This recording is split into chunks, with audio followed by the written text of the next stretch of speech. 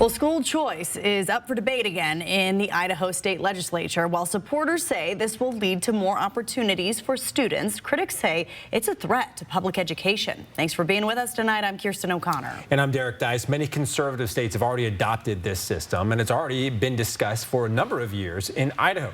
Alexandra Cohen spoke with people pushing both for and against this change and shares what's next for this initiative.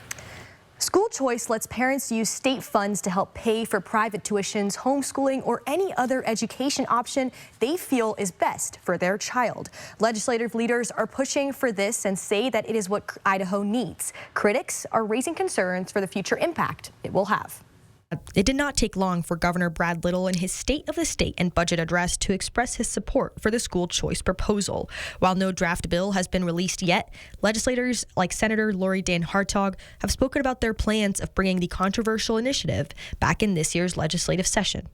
The kids that benefit the most from this are kids and families who are looking at options or thinking about things that they want access to, that they don't currently have access to or don't have resources to have access to. The Idaho Education Association, whom strongly opposes the initiative, is fearful for the education inequality they believe this system would cause. What we should be really doing is envisioning the public schools that our communities need and want, and figuring out how to get there. Lawmakers say it will not take money away from the public education funds, but IEA argues that those are dollars that could be put towards public schools, which they say are already chronically underfunded. It's taking public dollars that could be and should be invested in public schools and giving it to people so that they can pay for private school tuition and other private school education expenses.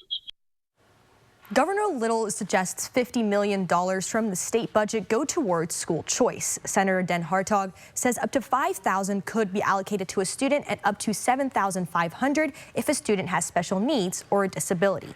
Legislators plan to get a draft out next week. The next step would be for it to be voted on in the State House of Representatives. In studio, Alexandra Cohen, 4 News Now.